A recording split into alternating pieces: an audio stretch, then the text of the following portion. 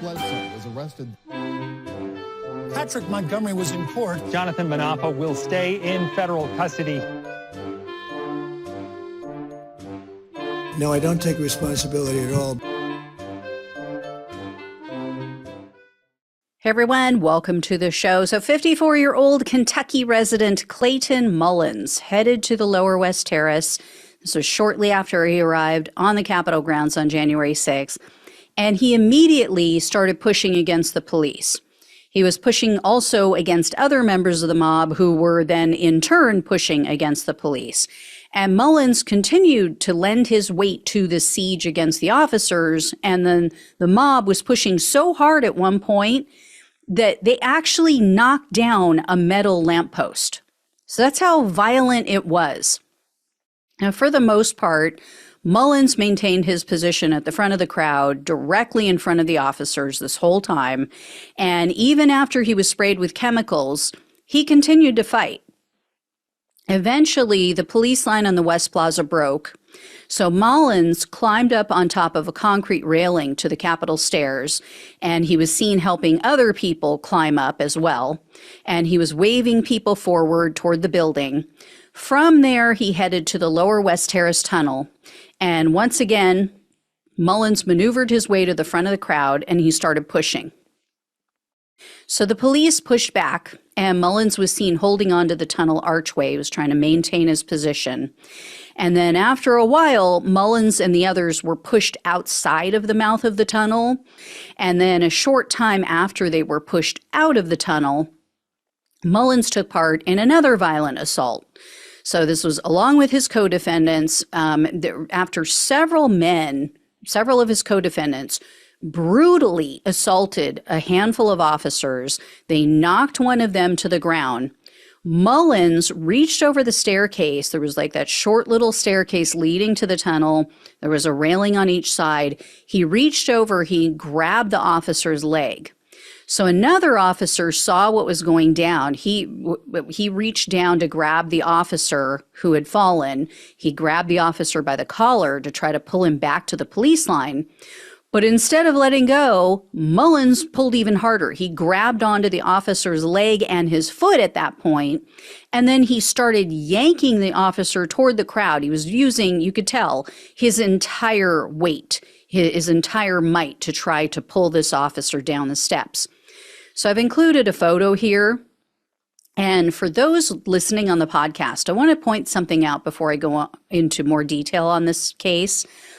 I want to describe what you can all see here for anybody just listening. If you all look in the lower right-hand corner, you're going to see someone lying on the ground. Their belly is exposed. We now know that's Roseanne Boylan.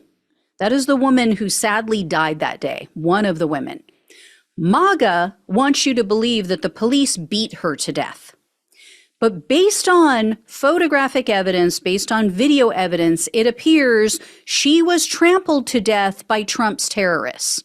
No one gave a damn to check on her. She was lying here motionless, and these violent psychopaths were too busy attacking the police to notice her or to give a damn.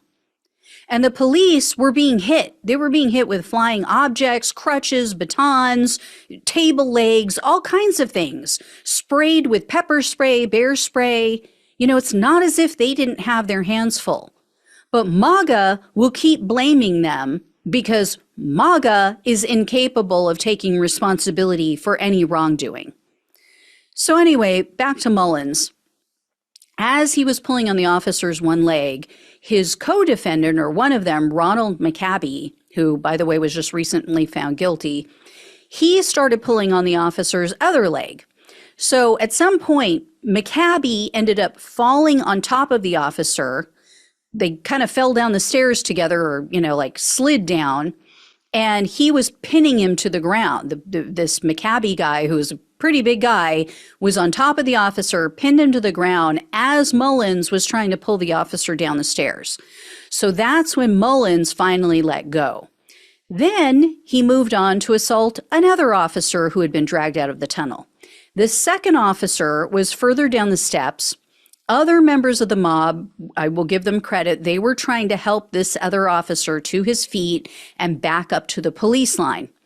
As that officer was moving back up the stairs towards the mouth of the tunnel and towards his fellow police officers, Mullins reached out and he shoved the officer's head.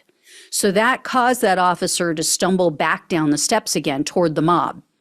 So following that assault, Mullins finally left the Capitol grounds. This is after nearly 3 hours that he had been on the Capitol grounds battling with the police. So Mullins was arrested on February 23rd of 2021, and he was charged with 2 counts of assaulting officers, civil disorder, entering a restricted building or grounds, 2 counts of disorderly conduct, and physical violence on restricted grounds. In September of 2023, Mullins pleaded guilty to 1 count of assault. So he was facing up to 8 years in prison, 3 years of probation, and $250,000 in fines. However, the government requested a sentence of 51 months in prison, 3 years of probation, and $32,165.65 in restitution. That was for medical expenses for the police officers. So U.S. District Judge Rudolph Contreras presided over Mullins' case, and he ended up sentencing Mullins to 30 months in prison, 3 years of probation, and $2,000 in restitution. And that $3,000 in restitution goes to the Capitol, but then Judge Contreras also ordered him to pay that over $30,000 to the Metropolitan Police Department for the medical expenses. There was also a fine that he imposed of $49,764. So this guy deserved far more time behind bars. And I would say maybe the financial penalties offset that. Maybe it makes up for it. But we all know he's just going to go set up a Give, Send, Go donation page. He's going to get a bunch of suckers to cover all of it. You know, he'll put out some BS sob story. He'll make himself out to be the victim. He will never tell them that he assaulted police. And they are not going to bother to research because we know they just don't do that. So again, they don't want to know the truth. So I will let you know when or if I hear more about Mr. Mullins. Thank you all so much for watching and listening. Please like this video, share it, become a subscriber if you have not. If you can donate or leave a one-time super thanks or tip, really appreciate it. Really helps to keep the show going. Love you all. Take care. Talk with you soon.